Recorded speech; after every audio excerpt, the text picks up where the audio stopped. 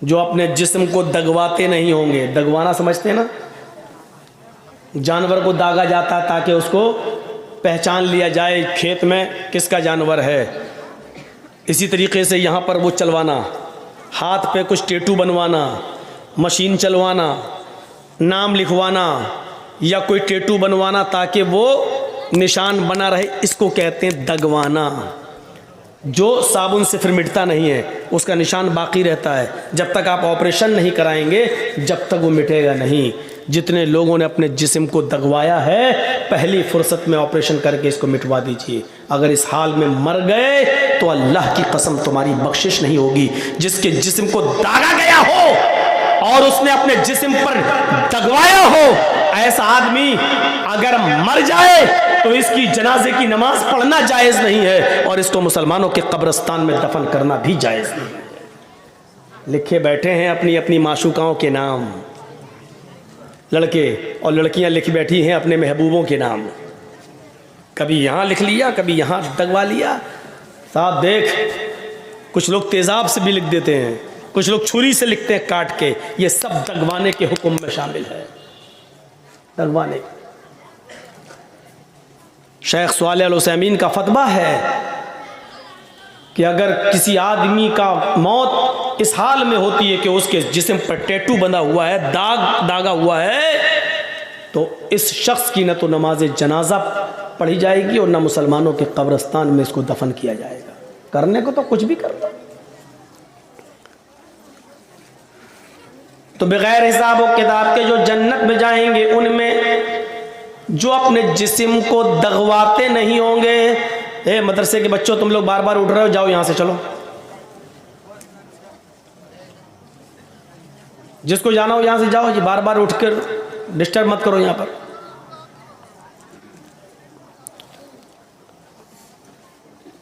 अल्लज़ीना हुम ला यततय्यरून वला यक्तऊन, और जो अपने जिस्म को दगवाते नहीं होंगे। और तीसरी चीज सुन लीजिए, जो बगैर हिसाब व किताब के जो लोग जन्नत में जाएंगे उनमें तीसरी चीज क्या है? सही बुखारी की हदीस, अल्लाह के नबी फरमाते वला यस्तरकून, जो झाड़ फूक नहीं करते हो। बहुत साफ लफ्ज मौजूद है, कोई तशरीह करने की जरूरत नहीं है। जो झाड़ फूक नहीं कराते होंगे। मौलाना साहब बुखार आ गया, फूंक दो मेरे ऊपर। अब मौलाना जर्जी साहब बैठो, बैठ, औज़ुबिल्लाह में पढ़ रहे हैं, छू दम कर रहा है। एक बात याद रखिएगा, दम करना जायज़ है। मसला याद रखिएगा, किसी बीमार आदमी पर सूरह फातिहा पढ़ना, मुअव्वज़तैन पढ़कर दम करना, अल्लाहुम्मा शफ़ी अंता शाफ़ी ला शिफ़ा इल्ला शिफ़ाउ का शिफ़ा अल्ला युगादिरु सक़मन, ये दुआ पढ़कर दम करना जायज़ है। आप इसको नाजायज़ नहीं कह सकते। कुरान की आयतें पढ़कर, सही हदीसें पढ़कर, जो आयात शिफ़ा और आयात दुआ है उसको पढ़कर दम करना जायज़ है। लेकिन अगर कोई बीमार आदमी ये भी ना कराए और अल्लाह पर भरोसा करके छोड़ दे कि नहीं उसी ने बीमार किया है वही हमें ठीक करेगा, अगर उसकी मर्जी होगी, तो हम क्यों जाएं किसी मुल्ला मौलवी के पास झाड़ फूक कराने। अगर वो अल्लाह पर तवक्कुल करके छोड़ देता है तो ये और ज्यादा बेहतर है। इसी को अल्लाह के नबी ने फरमाया वला यस्तरकून, जो झाड़ फूक नहीं करवाते होंगे। झाड़ फूक की आड़ में असल में बहुत बुरे बुरे काम हो रहे हैं। मर्दों के साथ साथ जवान लड़कियां भी मुल्ला मौलवियों के सामने बैठ जाती हैं कि फूंक दो मेरे ऊपर। हम समझते हैं, हमारा बाप समझता है लड़की का कि चलो कुरान ही तो है, अल्लाह का कलाम है, और फूंकने वाला तो मौलाना है। मौलाना तो फरिश्ता होता है बेचारा, वो इंसान कहाँ होता है, वो तो फरिश्ता होता है।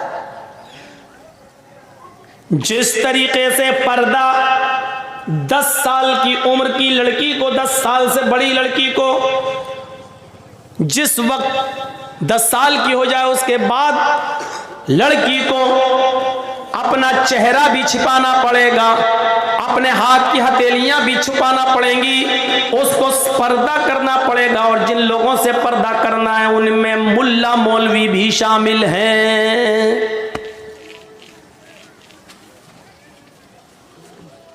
अब लड़की का बाप लड़की पर दम कर सकता है, लड़की का भाई लड़की पर दम कर सकता है, लड़की की माँ लड़की पर दम कर सकती है, लड़की का शौहर लड़की पर दम कर सकता है। माफ़ कीजिएगा मौलाना जर्जीस, आपकी जवान बेटी पर दम नहीं कर सकते हैं सामने बिठाकर।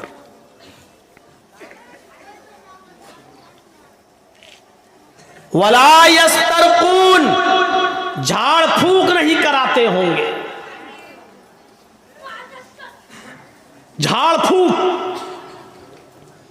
अगर कोई शख्स करता है कुरान और हदीस के दायरे में तो जायज़ है, लेकिन अगर अल्लाह पर भरोसा करके ये भी ना करवाया जाए तो अफजल है, बेहतर है। वला यस्त। और चौथी चीज, वअला रब्बिहिम यतवक्कलून, और जो अपने रब के ऊपर पूरा पूरा भरोसा और तवक्कुल करते होंगे, ये लोग बगैर हिसाब व किताब के जन्नत में जाएंगे। अब जन्नत में जाने वाले कितने लोग हो गए? जिन्होंने कहा ला इलाहा इल्लल्लाह वो जन्नत में जाएंगे। जिन्होंने ला इलाहा इल्लल्लाह के साथ नमाज पढ़ी, रोजा रखा, हज किया, ज़कात दी, यानी चारों काम किए, ये जन्नत में दाखिल होंगे। और तो तीसरी चीज, मन काना फी आखिरी कलाम ही ला इलाहा इल्लल्लाह दखलल जन्ना, और जिसकी जबान से आखिरी जुमला ला इलाहा इल्लल्लाह निकला वो जन्नत के अंदर दाखिल होगा। जो बदशगुनी नहीं करता होगा वो जन्नत के अंदर दाखिल होगा। बगैर हिसाब व किताब की जाने वालों में ये भी शामिल है। और जो अपने जिस्म को दगवाते नहीं होंगे, और जो झाड़ फूक नहीं कराते होंगे, और जो अपने रब के ऊपर पूरा का पूरा तवक्कुल और भरोसा और एतमाद करते होंगे, अल्लाह के अलावा उनका यह एतमाद किसी और के ऊपर नहीं गया होगा, ये बगैर हिसाब ये जन्नत में जाने वाले लोगों में से होंगे। आइए एक और आसान तरीका बता दूं जन्नत में जाने का, और बहुत आसान है। मा मिनकुम मिन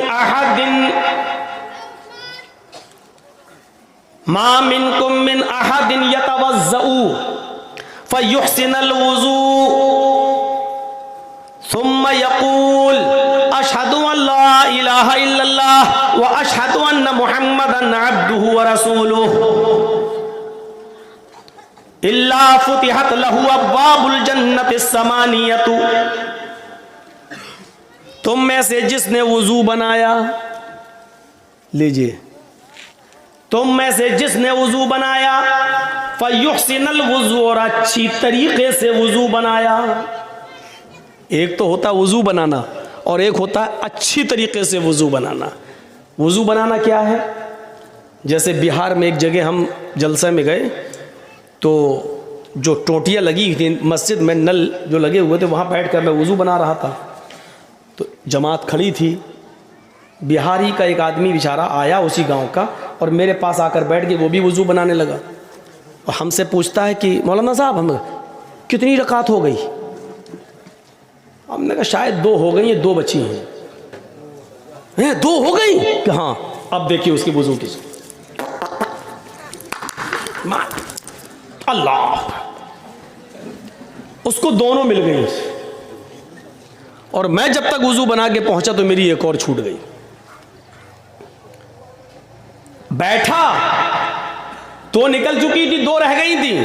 पूछा कितनी मौलाना कितनी हो गई? हमने कहा 2 हो गई, शायद 2 रह गई। उसने इतनी जल्दी वुजू बनाया कि जो रह गई थी वो दोनों मिल गई। अब अल्लाह बेहतर जाने किसने वुजू बनाया कि क्या किया, ये वुजू नहीं है। कौन सा वुजू बनाने वाले को जन्नत मिल रही है? वुजू सीखिए क्या है। फयुहसिनुल वुज़ू, अच्छी तरीके से वुजू बनाना। अच्छी तरीके से वुजू क्या है? आप एक चुल्लू पानी लीजिए, जैसे नल पर बैठे तब भी, टोटी खोलिए, पानी लीजिए, टोटी बंद कर दीजिए, पानी ज़्यादा ज़ाय ना हो। 2 मुद पानी में अल्लाह के रसूल वुजू बना लेते थे। 4 मुद का 1 सा होता है, 4 मुद का 1 सा होता है, और 1 सा 2.5 किलो का होता है। कितने का? 2.5 किलो का, यानी 2.5 लीटर में का आधा करो तो कितना हुआ भाई? 2.5 किलो। ये 4 मुद है, 4 मुद का 1 सा, और 1 सा कितने का होता है? 2.5 किलो का। तो आधा सा यानी 4 में से 2 मुद तो आधा सा यानी 2.5 किलो का आधा करिए तो कितना हुआ?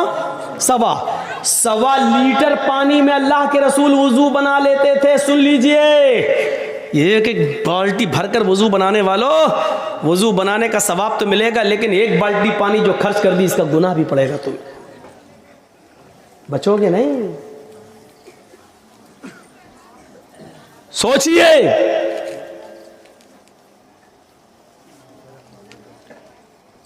2 सा 2.5 दूनी 5 लीटर की एक कट्टी में अल्लाह के रसूल गुस्ल कर लिया करते थे, पूरा नहा लिया करते थे, और वो भी गुस्ले जनाबत, नापाकी वाला गुस्ल कर लेते थे।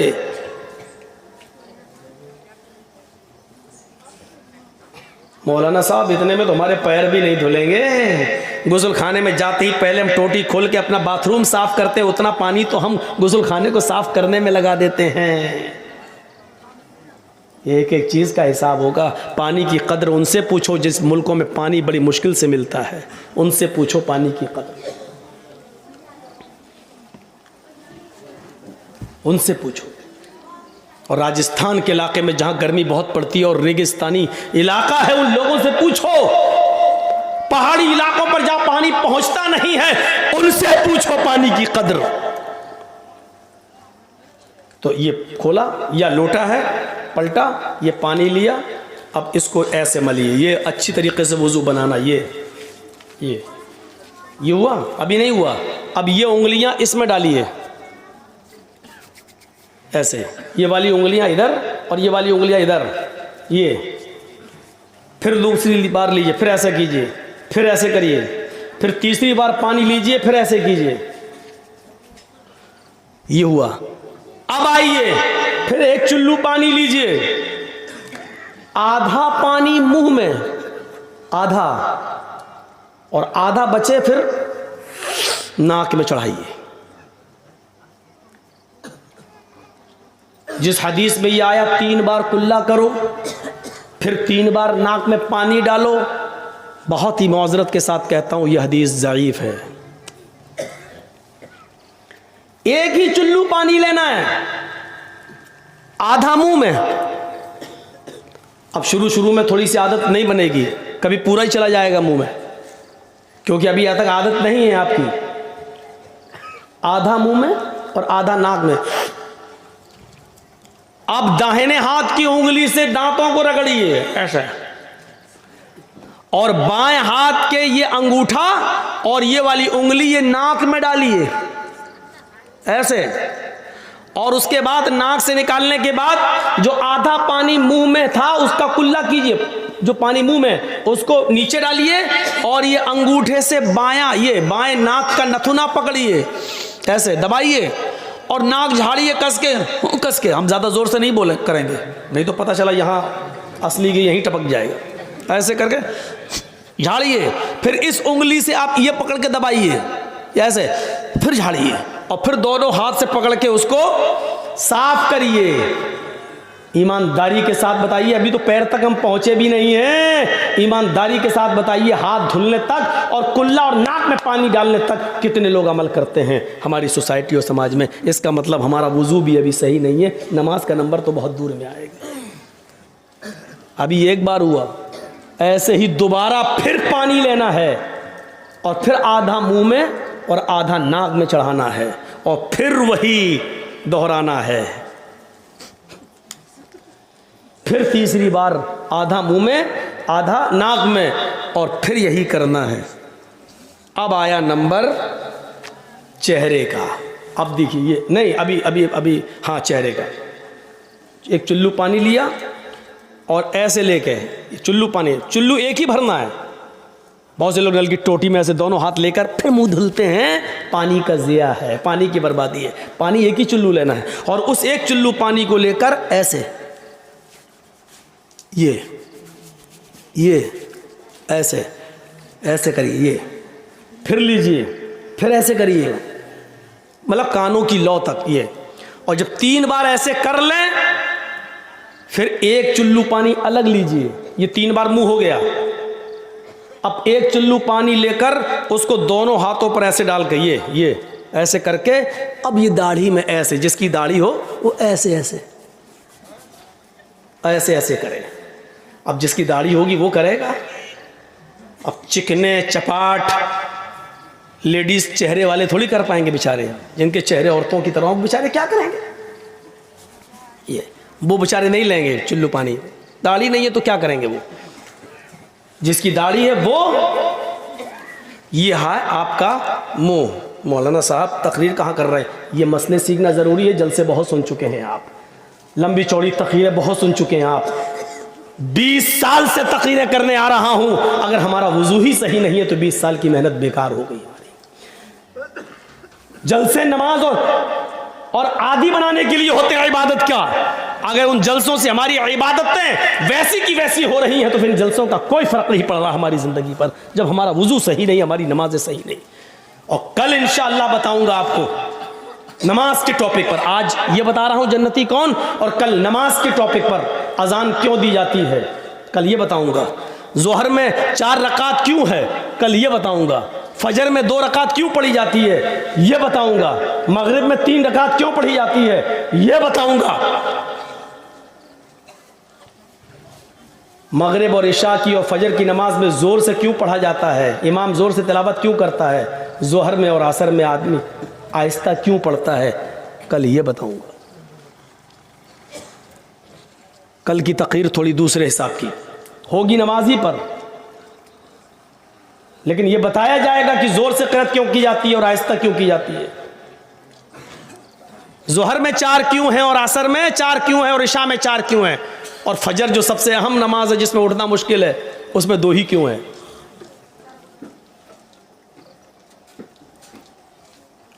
तो ये वुजू अभी अब 3 बार चेहरा हो गया, अब ये हाथ ऐसे बुल लीजिए, 1 चुल्लू पानी बस, और इसी को आप चढ़ा लीजिए। बहुत से लोग कहते हैं ऐसे करोगे तो गुनाह ऊपर चढ़ जाएंगे। अल्लाह के बंदे, अपनी अकल से मत दौड़ाओ सारी खुराफातें।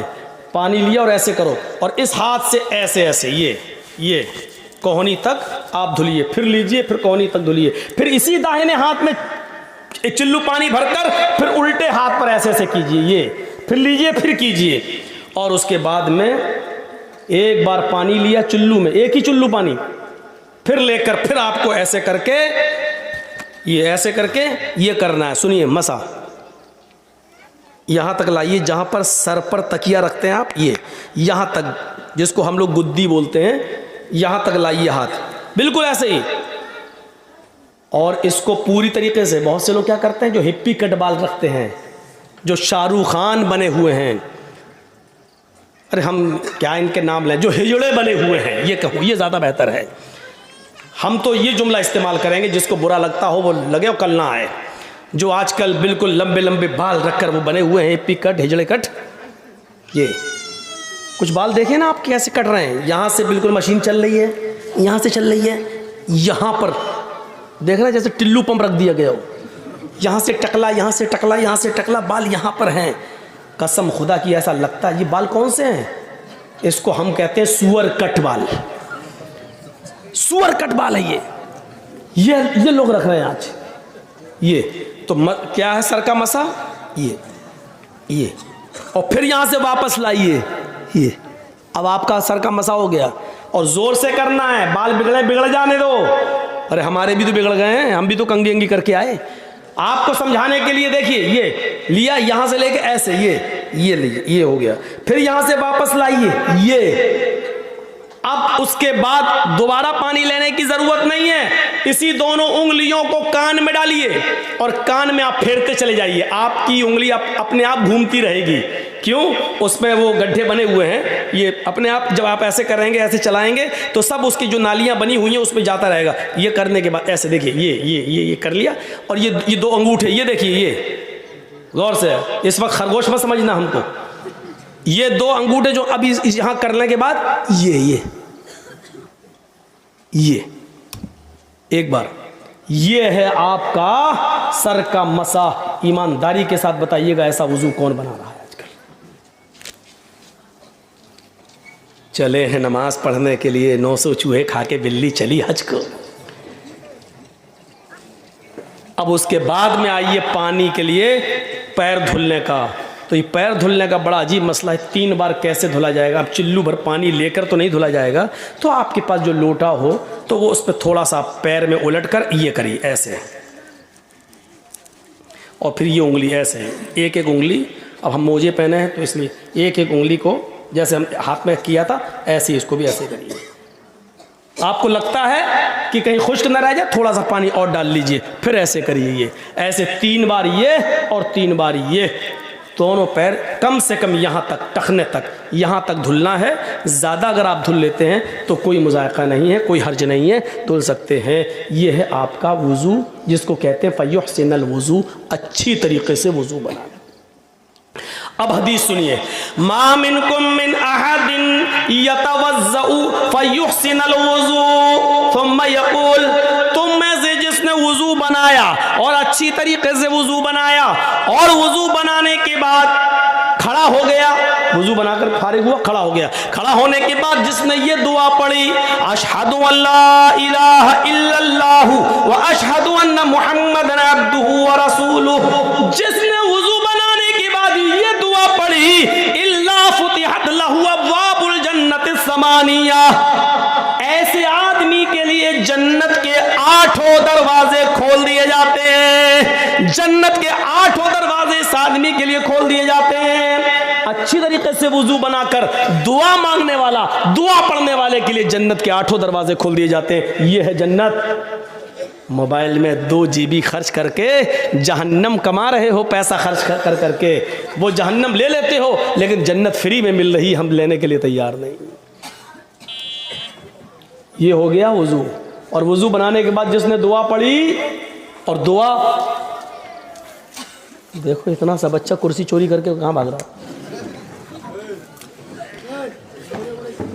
रहने दो, किसी बड़े बाप का बेटा लग रहा हो, अभी से ज़मीन पे नहीं बैठ रहा, अभी से कुर्सी पे बैठ रहा है। हमें डर लगता है आगे चल के ये मोदी ना बन जाए। तो वज़ू बनाया और अच्छी तरीके से वज़ू, और वज़ू बनाने के बाद ये दुआ, बहुत से लोग ये दुआ भी पढ़ते हैं, अल्लाहुम्मा जअलनी मिनत तव्वाबीन व जअलनी मिनल मुतताहिरीन। कोई हर्ज नहीं, पढ़ सकते हो, जायज़ है। लेकिन मुस्लिम शरीफ की हदीस में इतनी ही दुआ बताई जितनी मैंने पढ़ी है, अशहदु अल्ला इलाहा इल्लल्लाह व अशहदु अन्ना मुहम्मदन अब्दुहु व रसूलुहु। अगर इतनी दुआ पढ़ते हैं तब भी काफ़ी है, और ये हदीस सही है, मुस्लिम की है। तिरमिज़ी के अंदर अल्फाज की ज़्यादती है, अल्लाहुम्मा जअलनी मिनत तव्वाबीन व जअलनी मिनल मुतताहिरीन। आप पढ़ सकते हैं, कोई हर्ज की बात नहीं।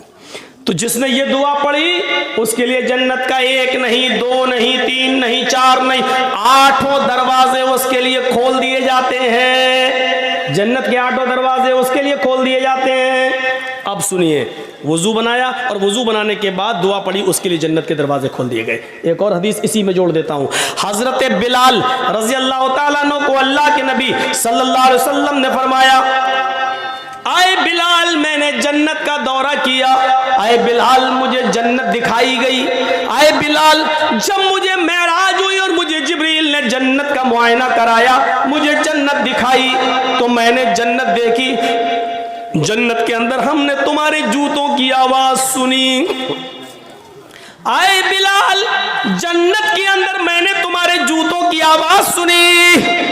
तुम ऐसा कौन सा अमल करते हो जिस अमल की वजह से मैंने जन्नत के अंदर तुम्हारे जूतों की आवाज सुनी।